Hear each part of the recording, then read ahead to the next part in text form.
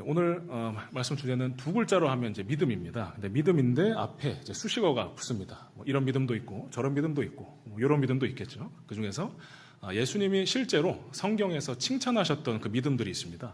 그 믿음은 구체적으로 어떤 믿음이었는가 살펴보고 또 나의 믿음이 그런 믿음으로 변화되기를 그 목표로 한번 말씀 나눠보겠습니다. 성경에서 말하는 믿음이란 무엇일까요? 저희를 다른 말로 두 글자로 신자라고 합니다. 신자, 믿는 자라는 뜻이죠. 그러면 신자 자체가 믿는 자라는 뜻인데 그러면 그 믿음이란 도대체 뭘까?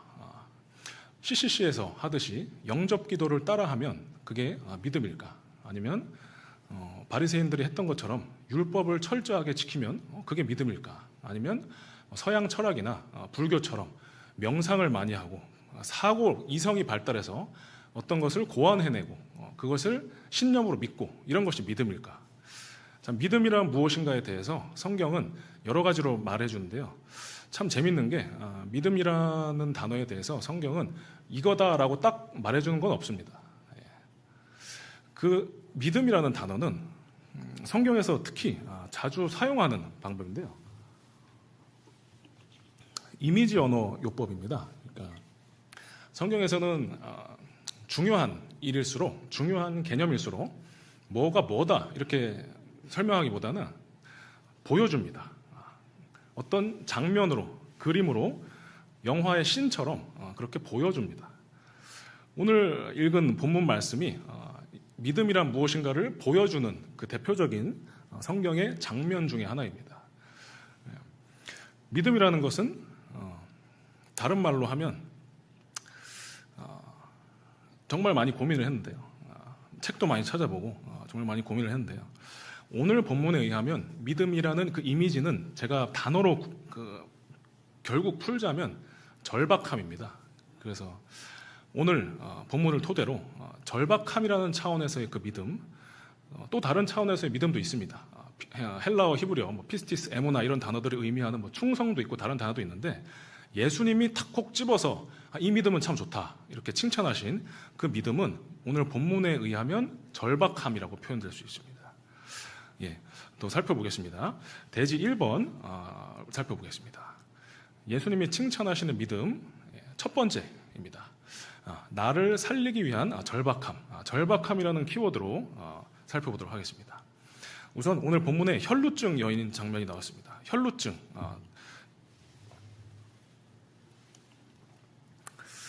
죄송합니다. 제가 기관지가 좀 많이 안 좋아가지고 물 자주 마시는데 양해 부탁드립니다. 혈루증이라는 것에 걸린 여인입니다. 혈루증은 질병이 아닙니다. 질병이 아니고 그냥 증세입니다. 증세. 혈루증은 그래서 굳이 요즘에 한국어로 번역하자면 만성자궁출혈증이라고 볼 수 있겠습니다. 그러니까 생리를 하면 그 자궁에서 피가 나오는 그게 24시간 계속 나오고요. 이 여인 같은 경우에는 12년 동안 생리를 하고 있는 겁니다. 12년 동안 매일 생리를 합니다. 당시에는 생리대가 없었습니다. 그래서 권사님들은 생각나실 것 같은데 옛날에 그 청기저귀 있잖아요. 그런 거 생리로 썼거든요. 그러니까 하루 종일 생리를 하는데 12년 동안 하면 하루 종일 그 생리대 빨래하다가 하루가 다 갔을 것 같아요. 그만큼 일상 자체가 제대로 될 수가 없고요. 굉장히 불편합니다. 근데 혈루증에 걸리면 이 불편함보다 더 심각한 문제가 있습니다. 레위기 부정 규례를 좀 살펴보도록 하겠습니다. 레위기 15장 19절 말씀, 제가 먼저 읽겠습니다. 어떤 여인이 유출을 하되 그의 몸에 그의 유출이 피이면 이래 동안 불결하니 그를 만지는 자마다 저녁까지 부정할 것이요. 23절은 함께 읽겠습니다. 그의 침상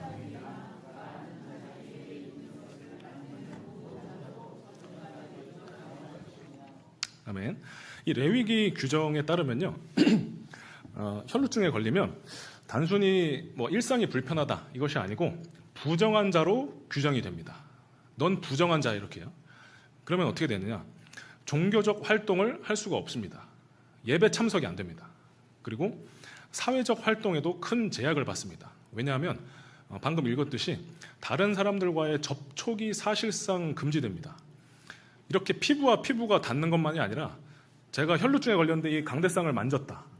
그러면 데코팀에서 이 강대상을 만지시잖아요. 그럼 데코팀 전체가 부정하게 되는 겁니다. 이 정도로 스친 자리마다 다 부정하대요. 다른 사람이 닿으면. 그러면 가족, 친구, 친지, 교회 식구들 전체로부터 격리됩니다. 완전히요. 우리는 이걸 겪어봤습니다. 이게 어떤 심정인지. 코로나예요. 코로나 걸리면 가족들로부터도 분리되시잖아요. 2주 동안 격리되시잖아요. 처음 코로나 걸렸을 때. 근데 2주 말고 12년 동안 격리가 됐습니다. 12년 동안 격리된 상태. 그게 오늘 본문의 혈루증 여인의 상태였습니다. 철저한 외로움과 아마 안 나와서 그렇지 우울증, 공황장애 뭐 이런 거 다 걸렸을 겁니다. 온갖 정신질환이 걸렸을 거예요. 스트레스가 심하고 완전히 외톨이니까요. 근데 이 여인에게 어느 날 소식이 들려옵니다. 이에수스, 헬라어로 이에수스, 우리나라로 하면 예수라는 이름을 가진 분이 있는데 그분이 내가 사는 이 동네로 지나가신다더라. 12년 만에 온갖 병원비를 다 해서 7월 원 다 받아서 모든 재산을 탕진했다. 오늘 본문에 나오거든요. 근데 예수님이라는 의사를 만나면 내가 어떻게 되려나? 그런 마음이 생겼습니다. 그리고 이 여인은 그 마음을 그냥 생각으로만 갖고 있지 않았습니다. 원래 이 여인은 사회적으로 격리돼야 돼서 나가면 안 돼요. 예수님은 많은 사람들이 따라다녔기 때문에 예수님 주변에 사람들을 뭐 해치고 들어간다 이거는 사실 상상도 못할 일이거든요. 근데 이 여인은 결단을 했습니다. 이 여인에게는 단순한 절박함이 있었습니다. 저 예수라는 이름을 가진 분이 내가 아직 만나보지 못했지만 저분은 뭔가 나의 희망이신 것 같다. 그래서 내가 무슨 수를 써서라도 저분을 어떻게든 만나야겠다. 그거 아니면 내 인생 소망이 없다. 그리고 이 여인은 용감하게, 절박하게 나아갔습니다.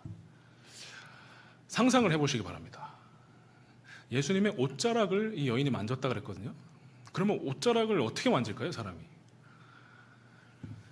저랑 어떤 사람이 만났을 때 서로 꼿꼿이 이렇게 서서 만난다면 옷자락을 만지진 않을 것 같아요.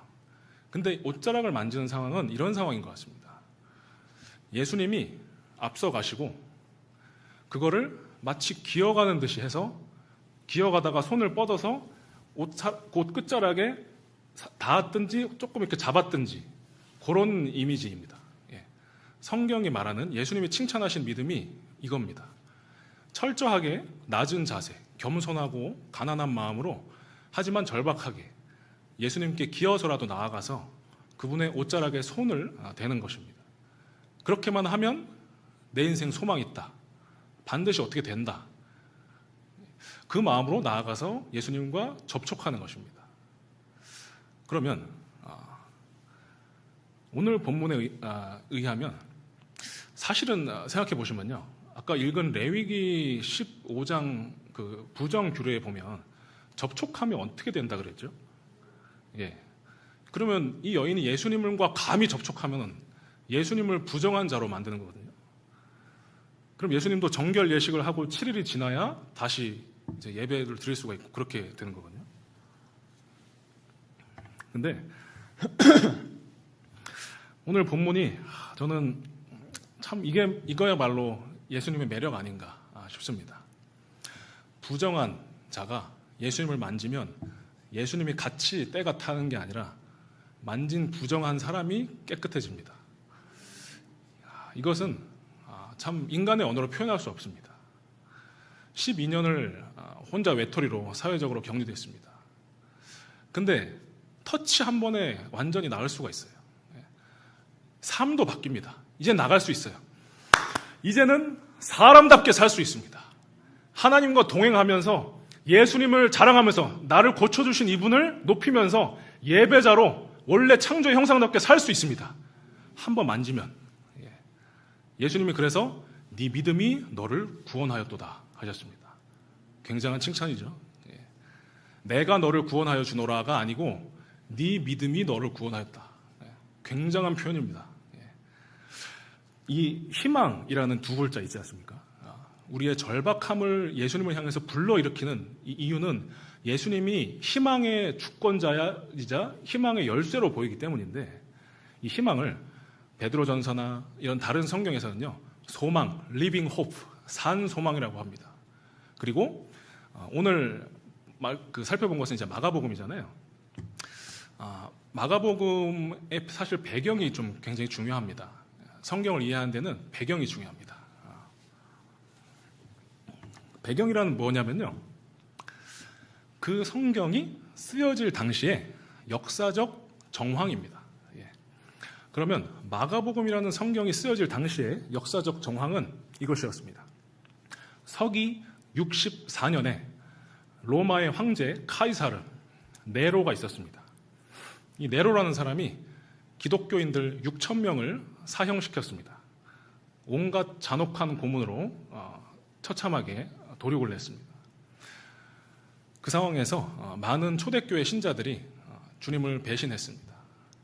같이 예배드리던 성도들이 숨어있는 그 지하교회 카타콤과 가정집을 불렀습니다. 그래서 로마 군인들이 가서 숨어있던 기독교인들을 끄집어냈습니다. 그리고 다시 고문하고 그들은 또 다시 불었습니다. 잘 불지 않는 사람에 대해서 네로 황제는 이런 방법을 썼습니다. 그 사람의 아이들, 딸과 아들을 풀어놓고 그 뒤에 사냥개를 풀어놨습니다. 사냥개에게 뜯어먹히면서 그 자기 자녀가 그러는 걸 보고 많은 그리스도인들이 교회 주소를 불었습니다. 그 상황에서 마가복음은 쓰였습니다. 그러므로 오늘 본문은 역사적 정황을 고려할 때 이렇게 말하는 것입니다. 너희의 고난을 당하고 있을지라도 너희의 생명의 주관자는, 너희의 희망은 로마의 황제가 아니라 예수 그리스도시다.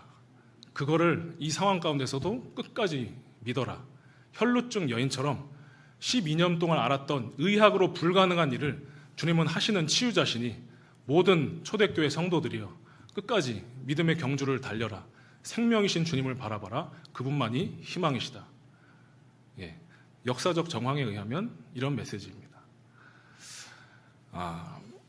이 희망이라는 단어를 요한복음의 저자 사도 요한은 이렇게 말합니다. 요한복음 14장 6절 말씀에 보면 내가 길이요 진리요 생명이니 나로 말미암지 않고는 아버지께 올 자가 없느니라. 이 구절이 저한테는 특히 더 특별한 구절인데요. 제가 모태신앙으로 태어났는데 제가 좀 진리에 대한 궁금증이 많았습니다. 그래서 어느 날 진리가 무엇인가 탐구를 하다가 어떤 계기가 있었는데, 제가 조폭들 그리고 술집에서 일하시는 몸으로 서비스하는 일을 하시는 여자분들, 그리고 학교 친구들, 그리고 특이하게도 불교 승려들도 전도를 했습니다. 근데 그 전도 과정에서 한 불교 승려 중에서도 이런 단어가 적절할지 모르겠는데 고기 먹고 PC방 다니는 땡중이 많습니다. 그래서 얘기해보면 불교 경전 교리도 저보다 모르고 이런 사람도 있고요. 근데 어느 날은 어떤 불교 승려를 전도하다가 만났는데 저 예수 믿으셔야 되고 왜 기독교가 무엇이냐면 잠깐 하고 있다가 그분은 포스가 달랐어요. 다른 종교 지도자들도요, 영적 고지에 이르면은 되게 비범합니다. 같이 있으면 범상치가 않아요. 실제로 자기 몸을 불살라서 죽는데 가부좌 틀고 끝까지 있는 승려들 있잖아요. 티베트 승려 이런 사람들. 대단한 사람들이죠. 그분도 제법 고승이었던 것 같아요. 그러면서 자기가 불교에서 깨달은 영적 체험에 대해서 얘기해 주는 거예요. 그래서 불교도 제법 고급스럽네. 그래서 유교, 제가 또 전공이 그런 쪽이에요. 역사학 이런 거 하는 사람 전공했어가지고 유교, 불교, 이슬람교 중에서도 시아파도 있고 수니파도 있거든요. 그거를 좀 여러 책들을 사서 보고 연구하면서 탐독했습니다. 모태신앙인데 진짜 기독교가 진리일까? 다른 종교가 혹시 진리면 어떡하지? 그럼 내가 전도 열심히 하면서 하는데 이거 다 헛된 거 아닌가? 그래서 비교를 하기 시작했습니다. 다른 종교 핵심 교리들과 또 무엇보다도 종교의 창시자가 했던 그 가르침들과 그의 도덕성을 비교하기 시작했습니다. 마호메트는 이렇게 말했습니다. 나는 신의 대리인이다. 나는 마지막 예언자 선지자다. 이렇게 말했습니다. 그리고 그의 삶을 보면 확실히 보통 사람은 아닙니다. 그 당시 세계 사람들이 살던 땅에 한 40% 정도를 마호메트가 정복하는 그 기반을 다졌거든요. 이슬람 세력이 100년 만에 40%를 정복했는데 그 중에 마호메트 영향이 사실 제일 컸어요. 그리고 불교도 제법 그럴듯합니다. 저는 특히 불교에 있어서는 더 공부를 많이 했었는데 불교는 이렇게 말합니다. 석가모니 고타마 시타르타 인도의 왕자였죠. 그가 이렇게 말합니다. 나는 깨달음을 얻은 자다. 그래서 부처라는 그 이름 뜻이 깨달은 자거든요. 근데 제가 예수님과의 격차를 느낀 대목이 몇 가지가 있었는데 그 중에 하나가 뭐냐면 나는 뭐 신의 대리인이다. 나는 뭐 깨달은 자다. 나는 진리를 깨달은 자다. 뭐 이렇게는 해도 어떤 누구도요 감히 이렇게는 말하지 못했어요. 내가 진리다. 내가 생명이다. 생명으로 인도하는 그 하나님께로 보내는 난 통로다. 이게 아니고 예수님은 이렇게 말씀하십니다. 내가 생명이다. 내가 소망이다. 내가 희망이다. 내가 왕이다. 내가 하나님이다. 예. 그래서 이게 그래서 기독교가 기독교구나. 예수님은 비교할 수 없는 존재이시더라고요. 그래서 그 예수님을 예배한다는 것이 새롭게 다가옵니다. 이 사실을 알 때마다, 기억할 때마다 우리가 교회 안에만 있으면 예수님이 얼마나 위대하시고 탁월하시고 더 영광스러우신 분인지 잊어버릴 때가 많습니다. 하지만 예수님을 이 마가복음의 저자인 마가가 살았던 그 시대의 로마 황제보다 더 뛰어난 생명의 주관자 그리고 어떤 종교 창시자보다도 더 비교할 수 없는 그런 엄청난 분이라는 것을 우리가 묵상하고 더 알아갈 때 그냥 그 자체가 예배가 되어버립니다. 그래서 제가 친구한테 전화했습니다. 야, 내가 엄청난 사실을 깨달았다. 그래서 친구가 말했습니다. 그 뭐냐 그게. 그래서 제가 이렇게 말했습니다. 예수 그리스도가 하나님이시다. 그러니까 친구가 그걸 이제야 알았냐 그랬습니다. 예, 그 친구도 교회에 오래 다닌 친구라. 예. 근데 저는 그 얘기가 아니었습니다. 그 얘기가 아니었습니다. 그때 제가 누가복음을 묵상하면서 암송하다가 하나님의 영광이 구약시대처럼 저한테 임하셨습니다. 그래서 몸이 이제 튕겨져 나가서 침대에 꼬꾸라졌습니다. 그리고 침대에 꼬꾸라졌는데 눈을 감고 있는데 저희 목사님도 환상을 보신 걸 얘기를 또 공식적으로도 하시더라고요. 저도 뭐 좀 자유롭게 얘기하겠습니다. 신비주의자는 아닙니다. 예. 이렇게 쓰러졌는데 이렇게 빵 하는 게 알겠더라고요. 이게 뭐냐면 팡 하는 그 순간에 천지가 창조되는 거예요. 온 우주가. 안드로메다, 뭐 태양과 지구 이런 게 순식간에 창세기 1장에 나오는 그대로 하나님 말씀하시니까 우주가 탁 만들어지는 거 있잖아요. 그런데 그 우주가 무한대같이 그렇게 커지더니 반대로 무한대같이 다시 빠른 속도로 쪼그라들기 시작했습니다. 그리고 쪼그라들고 또 쪼그라들더니 그 우주가 쪼그라들어서 한 작은 덩어리가 되더니 그 덩어리가 보니까 응애응애 울고 있는 아기예요. 그러면서 깨달아졌습니다. 예수님이 하나님이시라는 게 얼마나 엄청난 건지. 골로새서 1장 16절 이하에는 이렇게 말합니다. 그를 위하여 만물이 창조되되. 응애응애 울고 있는 마국간의 그 한 아기 있잖아요. 그 아기를 위해서 하나님이 우주를 창조하시고 섭리하시고 운행하시고 구원 역사를 이루시고 우리의 삶을 지도해 가십니다. 우리의 구원은 하나님께 정확히 말하면 사실은 세컨입니다. 예수님의 영광이 가장 중요한 거고요. 그 안에서 저희의 구원도 있습니다.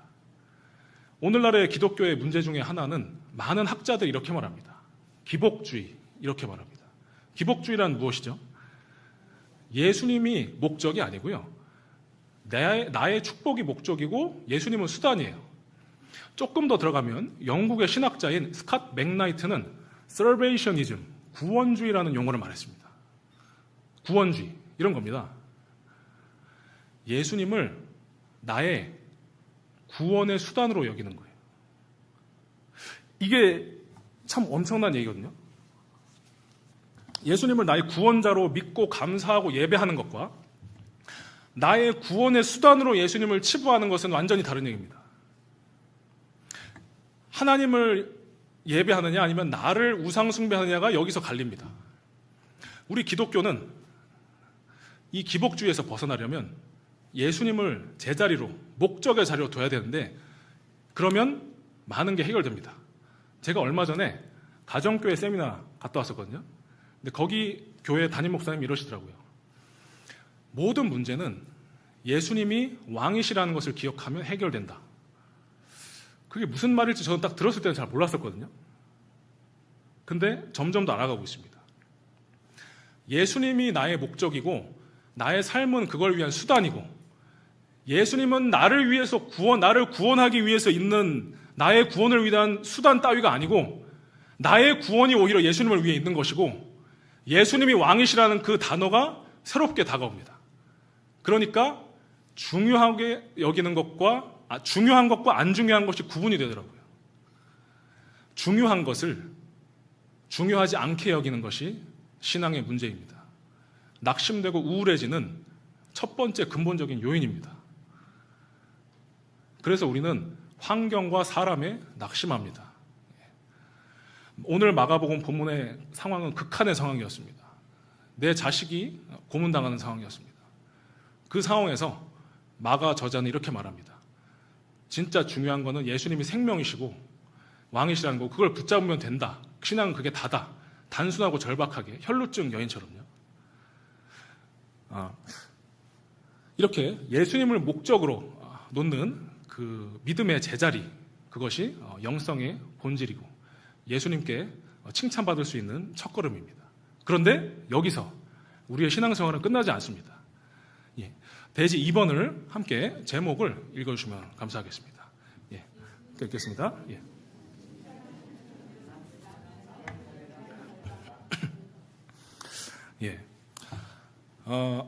예수님이 내용을 살려주셨어요. 그러면 그 다음에 저희 크리스찬들이 평생 해야 될 일이 바로 저겁니다. 저희 교회 비전, 제가 정말 좋아하는 문구입니다. 이런 영혼을 구원하여 제자 삼는 것. 이것을 성경은 이렇게 중요한 거는 이미지로 많이 보여준다 그랬잖아요. 이 이미지를 한번 또 살펴보겠습니다. 마태복음 15장 21절 이하입니다. 예수께서 거기서 나가사 두로와 시돈 지방에 들어가시니 가나안 여자 하나가 그 지경에서 나와서 소리질러 이르되 주 다윗의 자손이여 나를 불쌍히 여기소서 내 딸이 흉악하게 귀신 들렸나이다 하되 예수는 한 말씀도 대답하지 아니하시니 제자들이 와서 청하여 말하되 그 여자가 우리 뒤에서 소리를 지르오니 그를 보내소서. 예수께서 대답하여 이르시되 나는 이스라엘 집에 잃어버린 양 외에는 다른 데로 보내심을 받지 아니하였노라 하시니 여자가 와서 예수께 절하며 이르되 주여 저를 도우소서. 대답하여 이르시되 자녀의 떡을 취하여 개들에게 던짐이 마땅하지 아니하니라. 자, 여기서부터는 함께 읽으면서 좀 더 기억하셨으면 좋겠습니다. 함께 읽겠습니다. 여자가 이르되 주여 올소이다마는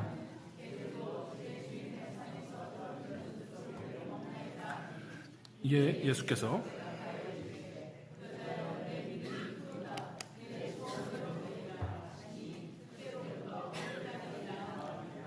아멘. 믿음이 크도다. 예수님이 칭찬하셨으면 말 다 한 거 아닙니까? 어떤 사람이 믿음이 좋을까? 우리는 분별하기 참 어렵습니다. 기도할 때 많이 우는 사람, 헌금 많이 내는 사람, 아니면 교양 있는 사람, 교회에서 봉사를 많이 하는 사람, 우리는 모릅니다. 근데 예수님이 제시한 좋은 믿음, 큰 믿음의 기준이 두 가지가 있습니다. 오늘 본문에, 방금 읽은 본문에 가면요. 첫 번째로 주님이 주시는 강력한 시험을 통과한 믿음입니다. 근데 이 믿음은 보통 믿음이 아닌 것 같습니다. 저도 아직 과정 중에 있는데, 제가 청년 시절에 저를 가르쳐 주신 스승님들이 몇 분 계십니다.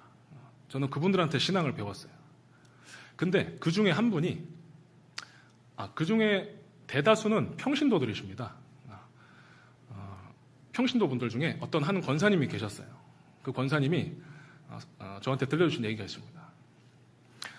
나는 유산을 8번 했다. 근데 왜 했냐면 교회 간다고 남편이 임신한 나를 두들겨 패서 아이를 8번을 유산을 했다. 그러시더라고요. 왜 이혼하지 않았습니까? 그 권사님이 들려주셨습니다. 이혼하면 내가 순교자는 못 되지 않겠나 그러시더라고요. 그리고 지금 80세 다 돼 가시는데 아직도 그 안 믿는 남편을 섬기고 계십니다. 지금도 술주정뱅이. 50년을 8번의 유산. 시험 들고 포기하고 때려치울만 합니다. 이혼하는 것 자체가, 남편이 그렇게 하는데 이혼하는 것 자체가 죄라고 저는 생각하지 않습니다. 예수님도 그거를 뭐라고 하실 것 같지는 않아요. 그 권사님이 선택한 겁니다. 자기는 순교자가 되겠다. 실제로 목 잘려 죽는 것만 순교가 아니더라고요. 남을 구원하기 위해서 내 전부를 헌신하는 것이 순교입니다. 오늘 본문에 뭐가 나오냐면 자기 딸을, 다른 영혼을 구원하기 위해서 온갖 수모를 겪으면서까지 예수님께 나아가서 결국 응답을 받아냅니다. 딸이 구원받았다, 이거. 놀랍습니다. 아까 살펴본 혈루증 여인은 네 믿음이 너를 구원했다 그랬거든요. 근데 방금 수로보니게 여인은요, 엄마의 믿음이 딸을 구원했습니다. 물론 딸이 예수님 안 믿어도 구원받는 이건 아니죠. 근데 어떤 사람의 믿음이 생기게끔 하기 위해서 다른 어떤 사람의 순교자적인 헌신, 예수님의 불같은 시험을 통과하는 헌신이 있을 수 있습니다. 예수님이 칭찬하시는 믿음의 두 가지 요소가 이것입니다. 첫째로는 예수님이 나를 개 취급하시는 거죠. 개들도 부스러기 뭐 이렇게 하시잖아요. 그 여자가 그렇게 말했죠. 개들에게 주임이 마땅하지 아니라 예수님이 말씀하시잖아요. 예수님은 그 사람의 믿음을 테스트하시는 겁니다. 네가 이래도 나를 위해서 의존하고 네 인생 걸겠느냐.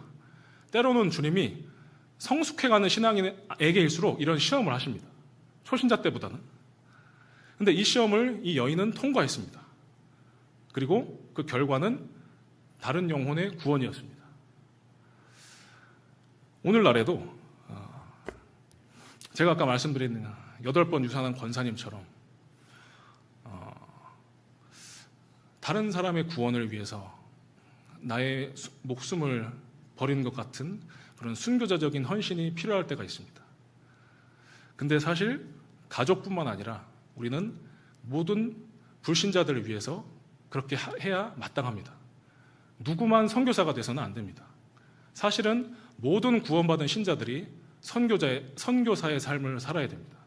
예수님은 지상 대위임령을 마태복음 28장에 말씀하실 때 모든 신자들에게 말씀하셨습니다. 대위임령 아시죠? 제자 삼으라, 그거. Make disciples. 그거를 모든 신자가 다 하라 그랬거든요. 그런데 아까 제가 말씀드린 기복주의에 빠졌다는 증거는 이것입니다. 내가 괜찮으면 괜찮아요. 내가 괜찮으면, 기껏해야 내 가족이 괜찮으면 뭐 그렇게 절박하게 신앙생활하고 기도하고 헌신하고 그렇게 안 합니다. 내가 목적이 된 것입니다. 예수님이 진짜 목적인 사람은 선교사의 삶을 살 수밖에 없습니다. 평신도고 목회자고 상관없습니다. 밤낮으로 생각합니다. 저희 청년부 부장님을 제가 참 존경합니다. 걸어 다니실 때도 기도하신대요. 청년부를 위해서. 영혼들을 구원해주고 깨어나게 해주시라고. 우리 교회에 이런 신실한 기도자들을 많이 선물로 주심에 감사드립니다. 그런데 특정 누구누구가 아니라 모두가 이 삶을 살아야 된다고 합니다. 우리의 주된 관심사, 절박하게 기도하게 하는 것, 혹은 나의 에너지와 시간과 관심과 감정이 많이 소모되고 투여되는 그게 내용이 뭘까요? 하나님의 영광과 다른 영혼의 구원이어야 됩니다. 근데 예수님이 나의 수단이 되면 이게 안 됩니다. 내가 괜찮으면 다 괜찮아요. 뭐 절박한 기도 뭐 그런 거는 뭐 그냥 목사님들이 하는 거겠지 이렇게 됩니다. 저도 주님을 소홀해지면 그렇게 바로 그렇게 되더라고요. 하루에 6시간 주님이 기도하러 가셨습니다. 그래서 전도사가 되고 나서 하루에 6시간씩 기도하였습니다. 그리고 수련회를 앞두고는 그냥 계속 기도하라고 하셔서 하루에 12시간, 18시간씩 기도했습니다. 그러면서 새벽 예배 스타렉스 찬양 운행했습니다. 인간의 몸의 극한까지 해봤습니다. 그러다가 몇 번 쓰러지기도 했습니다. 물론 8번 유산한 그 권사님, 저에게 믿음이 뭔지 가르쳐주신 그분만큼은 아니지만 저도 제가 할 수 있는 데까지는 해봤습니다.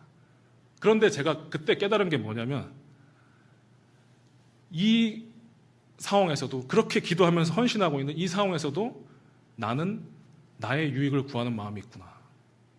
십자가로 나아갔습니다. 주님, 이 바리새인 같은 나를 깨끗하게 하옵소서.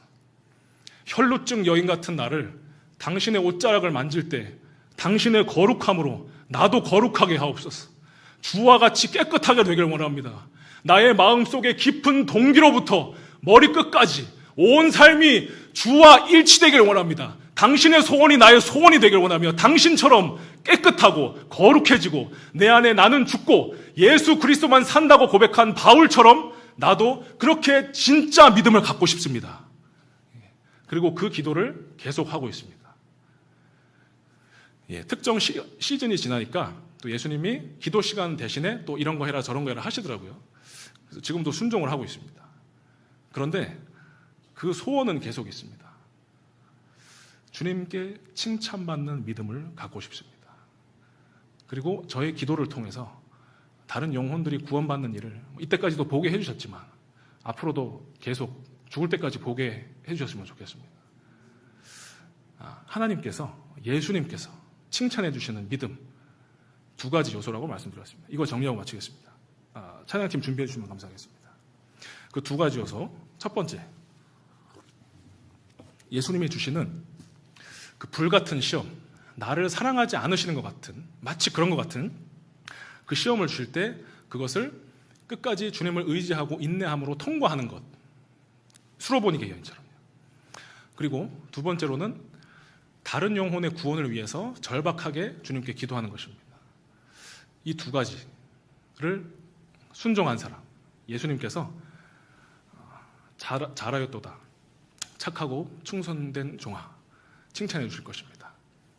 사람들 앞에서 말고요, 삼위일체 하나님과 천군 천사와 모든 피조물 앞에서 예수님이 칭찬해 주실 것입니다. 그 예수님의 칭찬받는 믿음, 그것이 나의 믿음이 되기를, 우리 모두의 믿음이 되기를 사모하면서 함께 찬양하겠습니다.